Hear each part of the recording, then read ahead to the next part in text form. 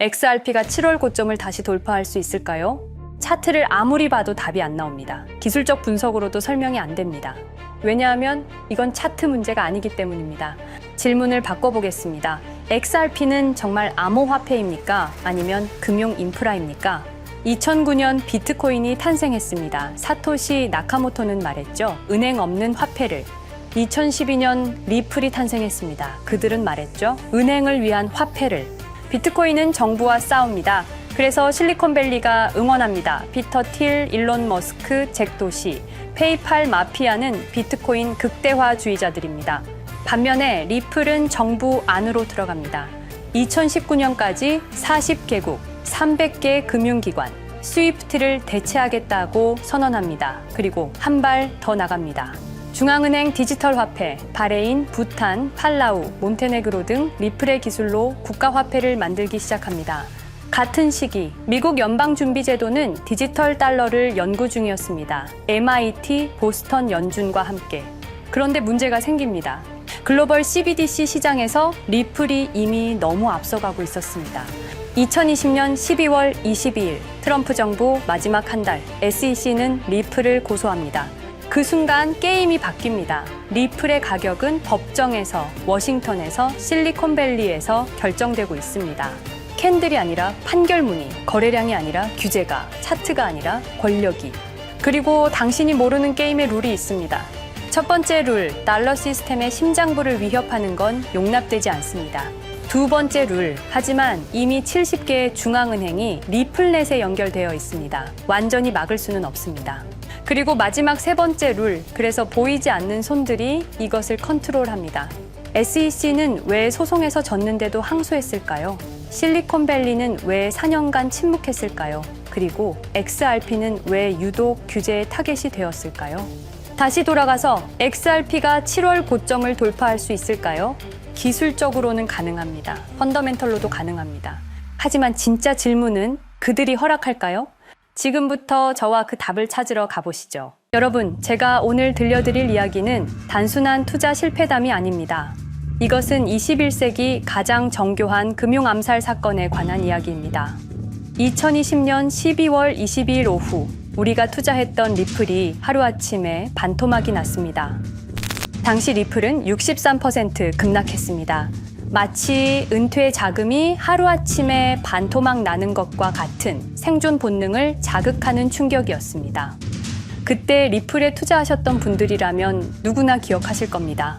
누군가는 그날 하루 만에 수천만 원을 잃었고 어떤 이는 수억이 사라지는 걸 그저 눈 뜨고 지켜볼 수밖에 없었습니다. 그리고 그날부터 진짜 전쟁이 시작됐습니다. 그때는 우리가 잘못 판단한 줄 알았습니다. 하지만 5년간 추적한 결과 알아낸 진실은 이것은 우연이 아니었습니다. 누군가 치밀하게 계획한 암살이었습니다.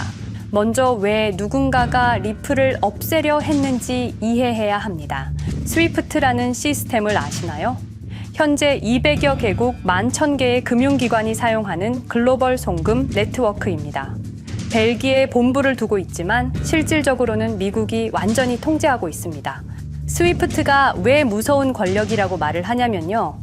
2012년 이란 핵제재 때 이란 은행들을 스위프트에서 완전 퇴출시켰습니다.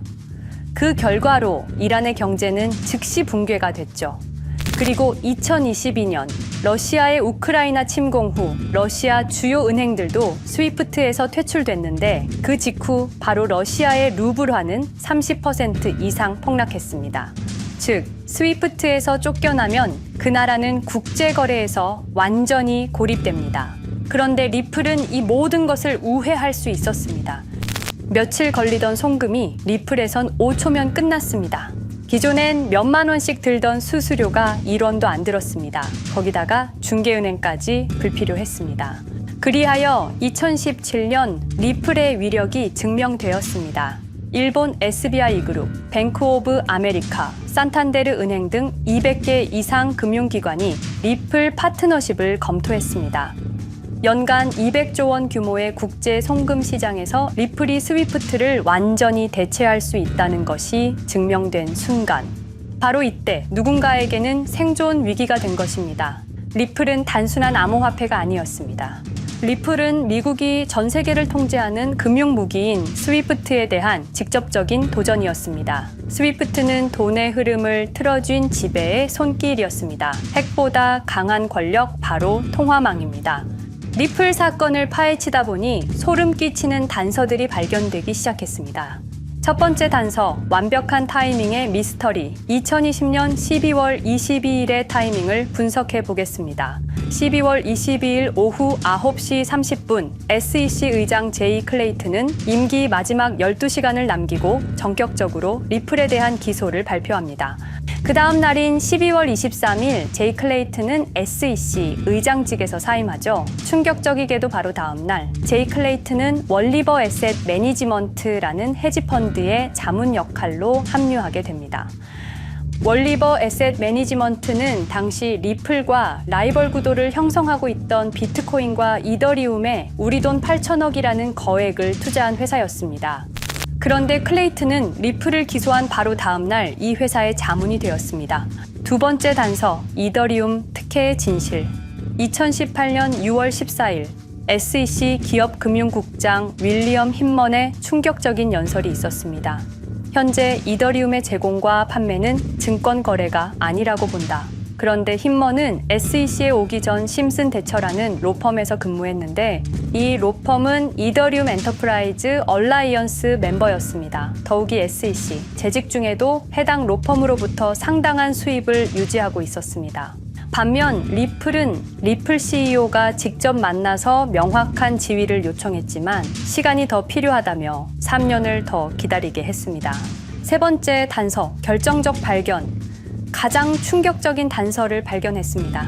2020년 12월 22일 리플 기소 발표 직전에 누군가 대량의 리플 매도 주문을 넣었다는 정황이 포착되었습니다. 마치 미리 알고 있었다는 듯이 말입니다. 이 흔적들을 추적하던 중 예상치 못한 곳으로 연결되었습니다.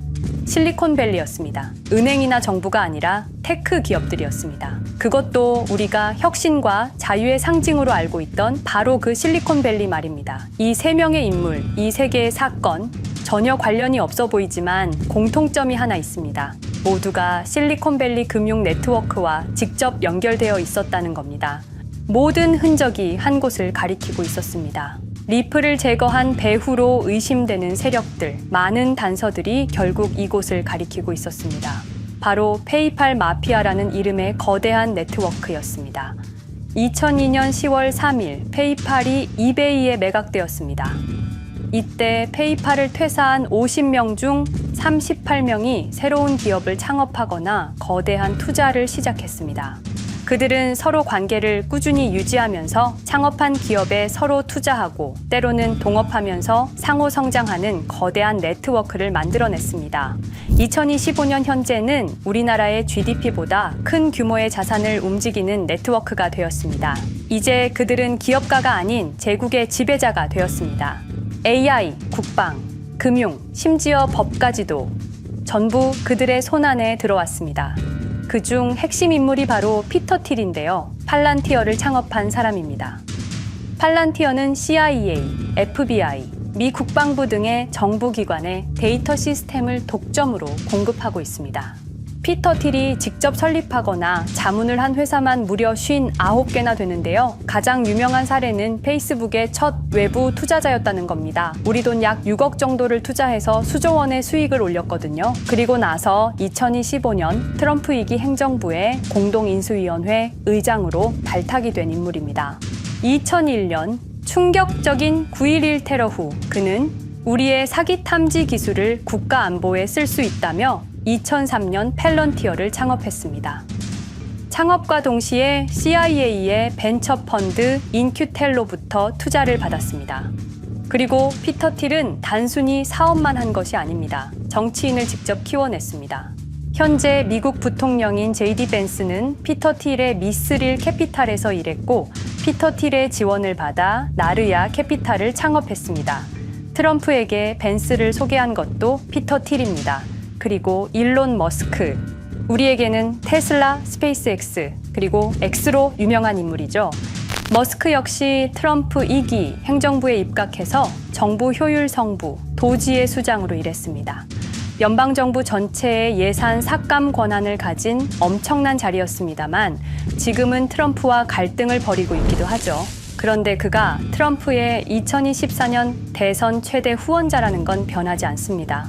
무려 2억 9,148만 달러, 우리 돈으로 약 4,300억 원을 기부했는데요. 머스크는 그때부터 기술과 권력을 통합하려는 제국 건설에 나섰습니다.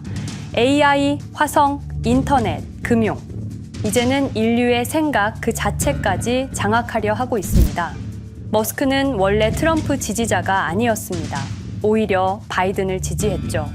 하지만 바이든 정부가 백악관 전기자동차 정상회담에서 GM과 포드는 초대하고 테슬라의 수장인 자신은 제외시키자 마음의 상처를 입은 머스크는 공화당 지지자로 돌아섰습니다. 그리고 머스크의 시장 조작 능력은 이미 입증되었습니다. 2021년 5월 환경 문제로 비트코인 결제 중단이라는 트윗 하나로 비트코인을 폭락시킨 후 뒤로는 더 싸게 매집했습니다. 그리고 데이비드 sak스, 현재 백악관 AI 및 암호화폐 차르로 있는 인물이죠. 모든 암호화폐 정책 최종 결정권을 가진 자리에도 페이팔 마피아가 장악한 겁니다. 마지막으로 제드 맥켈럽, 우리에게는 리플의 배신자로 알려진 인물인데요. 아시는 것처럼 리플 공동 창업자였지만 리플을 나와서 스텔라루멘을 출시한 사람입니다. 2013년 리플 퇴사 후 90억 개의 리플을 보유한 상태로 갈등을 벌이다가 결국 2022년 7월까지 리플을 완전 매도해서 4조 2천억의 천문학적인 수익을 올렸습니다. 자, 그런데 여기서 기묘한 커넥션이 나오는데요. 2025년 6월 페이팔의 페이팔 USD가 스텔라루멘 체인으로 이전을 발표합니다. 그리고 SEC 의장 제이 클레이튼도 이들과 연결되어 있었습니다. 클레이튼이 리플 기소 후 바로 합류한 월리버 에셋 매니지먼트는 페이팔 마피아들이 투자한 회사였고 원래는 비트코인, 이더리움에 8천억 정도를 투자했다고 알려져 있었지만 올해 초 내부 기밀 문서가 유출되는 사건이 발생합니다. 그 문서에는 스텔라루멘에 700억 가량 투자했다는 사실과 피터 틸의 팔란티어 주식 1조 6천억 원어치, 그리고 페이팔 USD에 대한 투자 내용도 있었습니다. 더욱 충격적인 건 리플 경쟁사들의 집중적인 투자를 이어오고 있었다는 겁니다. 이제 모든 퍼즐이 맞춰지는 느낌이죠. 페이팔 마피아의 리플 제거 작전을 시간 순으로 정리해보자면 1단계, 내부 침투. 제드 맥켈럽이 리플 공동 창업자로 참여해 핵심 기술을 습득한 후 2013년 의도적 갈등 조성 후 퇴사. 90억 개의 리플을 보유한 채 시한폭탄을 설치했습니다. 2단계, 정부 인프라 구축. 피터 틸의 팰런티어가 2003년 CIA 벤처펀드 투자로 창업 후 2020년까지 주요 정부기관 핵심 시스템을 장악했습니다. 3단계, 경쟁사, 특혜 공작. 윌리엄 힌먼을 통해 2018년 6월 이더리움은 증권이 아니다 발언을 이끌어내면서 리플을 3년간 의도적으로 지연시켰습니다. 4단계, 마지막 일격. 제이 클레이튼이 임기 마지막 12시간 전에 리플을 기소한 후 다음 날 사임, 바로 그 다음 날 리플 경쟁사에 투자하는 회사의 자문으로 합류했습니다. 5단계, 대체제 준비. 2023년 8월 페이팔 USD 스테이블 코인을 출시하고 2025년 6월 제드의 스텔라 블록체인으로 확장을 발표했습니다. 제드의 리플 매도 자금이 스텔라 개발에 투입되었습니다. 6단계, 정치권 완전 장악. 데이비드 sak스가 모든 암호화폐 정책 최종 결정권을, 일론 머스크가 정부 예산 삭감 권한을, 피터 틸이 트럼프 인수위원회 공동의장직을 차지했습니다. 동시에 테크 기업들의 로비 활동도 급증했습니다. 메타는 2024년 역대 최고 금액인 2,443만 달러를 로비로 지출. 메타의 로비스트는 2016년 31명에서 2024년 65명으로 증가했는데요. 의원 8명당 로비스트 1명을 붙인 꼴입니다. 아마존은 의원 6명당 1명씩 담당 로비스트가 붙을 정도로 규모를 확대했고요. 7단계, 경쟁 세력 완전 제거. 데이비드 sak스가 백악관 정책 담당자로 취임한 지 2주 만에 리플이 지난 수년간 워싱턴에 배치해 놓은 주요 로비스트들이 하루아침에 모두 축출되었습니다. 공식적인 이유는 이해관계 충돌이었지만 실제로는 경쟁 세력 제거 작전이었습니다. 이로써 리플을 대변할 수 있는 마지막 정치적 통로마저 완전히 차단되었습니다. 페이팔 마피아의 계획은 리플 공격이 끝이 아니었습니다. 현재 새로운 타겟을 노리고 있습니다. 그리고 그 타겟은 단순한 암호화폐가 아닙니다. 그건 머스크조차 경계할 수밖에 없는 존재, 통제 불가능한 AI 코인이었습니다. 리플에 대한 공격이 성공한 것처럼 보이지만 그들이 아직 해결하지 못한 하나의 문제가 남아 있습니다. 한 AI 코인이 일론 머스크의 테슬라 AI와 XAI를 위협할 수 있는 기술력을 가지고 있다는 것입니다. 그래서 전략이 바뀌었습니다. 죽일 수 없으면 소유하자. 머스크가 이 코인을 경계하는 증거들이 몇 가지 있는데요. 지난 6개월간 머스크의 행동 변화가 포착되었습니다. XAI에 대한 급격한 추가 투자 발표가 이어졌고 테슬라 AI 개발 속도를 급격히 가속화시키고 있습니다. 그리고 특정 AI 기술에 대한 부정적 언급이 증가하고 있는데요. 이 AI 코인은 현재 진짜 AGI 구현이 가능한 탈중앙화 AI 네트워크를 구축하고 있고 초당 수십억 단위의 연산을 처리할 수 있는 진짜 분산형 뉴럴 네트워크 기반입니다. 수백만 개의 노드가 연결된 분산 뉴럴 네트워크, 테슬라도 메타도 이 기술만큼은 아직 구현하지 못했습니다. 현재 기술로는 단 하나뿐입니다. 그러나 시가총액은 테슬라의 500분의 1 수준으로 그들이 매집을 멈추지 않는 이유입니다. 2025년 초, 이 코인의 공식 계정이 X 플랫폼에서 노출 차단된 정황이 포착됐습니다. 광고 계정도 중지됐고 해당 코인에 대한 설명 영상들도 순식간에 사라졌습니다. 이유는 머스크의 경쟁이 될 수 있는 유일한 AI였기 때문입니다. AI는 이제 권력을 쥐는 자가 인류의 사고를 설계할 수 있는 시대의 열쇠입니다. 머스크가 이 코인을 완전히 소유하게 되면 그의 AI 제국은 완성될지도 모르겠습니다. 하지만 문제가 있습니다. 그들은 이 AI 코인을 죽이지 않았습니다. 그 대신 가격을 철저히 짓눌렀습니다. 검색에서는 사라졌고 알고리즘은 배제했습니다. 누군가는 관심 없는 프로젝트라고 말합니다. 하지만 진실은 정반대입니다.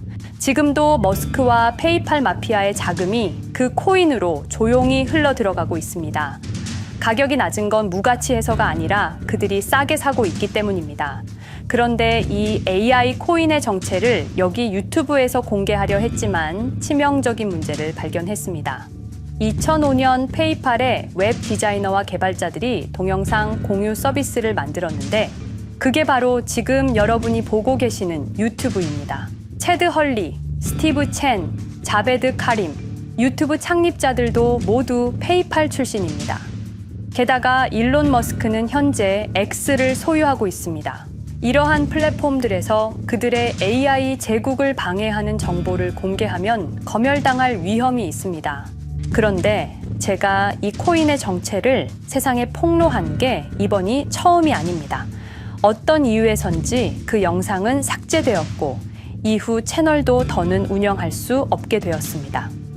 커뮤니티 가이드라인을 위반한 적은 없었지만 불편한 진실이 다뤄질 때마다 이런 일이 반복됐습니다. 이건 단지 투자 종목 하나를 공유하는 문제가 아닙니다. 이건 우리가 감시와 통제에 맞서 싸울 수 있는 유일한 기회입니다. 영상의 댓글란에 저항이라고 두 글자를 남겨주시고 010-5528-2156 이 번호로 저항 두 글자만 문자로 보내주세요. 그럼 당신은 지금 머스크가 검열하고 페이팔 마피아가 조용히 매집 중인 그 AI 코인의 정체를 가장 먼저 알게 될 것입니다. 우리는 지금 역사의 분수령을 지나고 있습니다. 진정한 탈중앙화 금융이 실현될 뻔했지만 페이팔 마피아의 방해로 더 강력하고 교묘한 지배자들이 통제하는 세상이 오고 있습니다.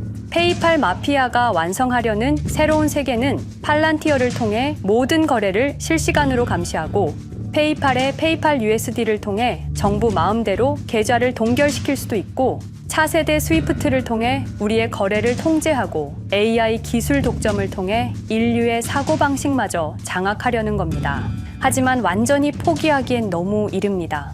왜냐하면 진실을 아는 사람들이 늘어나고 있고 브릭스가 여기에 대한 대안을 만들고 있으며 리플의 기술적 우수성은 여전히 변하지 않았고 아직 머스크가 완전히 통제하지 못한 진짜 AI 혁명의 씨앗인 이 코인이 남아있기 때문입니다. 규제 환경이 바뀌고 진실이 밝혀지면 리플은 언제든 재평가받을 수 있습니다. 리플 홀더들이 당한 것은 개인 투자 실패가 아니었습니다. 이것은 21세기 금융 권력 투쟁에서 일어난 결정적 전투였습니다. 리플은 비록 일시적으로 억압받고 있지만 진정한 탈중앙화 기술은 결코 사라지지 않습니다. 하지만 이 전쟁은 아직 끝나지 않았습니다. 우리가 아무것도 하지 않으면 그들은 모든 것을 가져갈 겁니다. 머스크와 페이팔 마피아는 이 시대 최고의 지배자들입니다. 하지만 그들도 막지 못하는 단 하나가 있습니다. 바로 진실을 알아버린 개인들입니다. 우리는 지금 그들에 맞설 수 있는 거의 유일한 순간에 서 있습니다. 한 통의 문자, 그것은 단순한 신호가 아닙니다. 지금 움직이는 자만이 미래를 차지할 수 있습니다. 지금까지 이 긴 이야기를 들어주셔서 감사합니다. 제가 말씀드린 모든 것들은 사실을 기반으로 하며 대부분 공개된 기록들입니다. 기억하십시오. 우리가 침묵하는 순간 그들의 승리는 완성됩니다. 리플은 억압받았지만 그 정신은 살아남았습니다. 그리고 언젠가 진짜 자유로운 AI가 세상에 다시 등장할 그날까지 우리는 싸움을 멈추지 않을 것입니다. 010-5528-2156 이 번호로 저항 2글자만 문자 보내주세요. 이 정보는 지금 공개적으로 전할 수 없습니다. 저항이라는 신호를 보내주신 분들께 제가 직접 확인 후 순차적으로 보내드리겠습니다. 당신의 작은 선택이 우리 모두의 미래를 바꿀 수 있습니다. 지금이 바로 우리가 다시 시작할 순간입니다. 저항에 동참해주세요.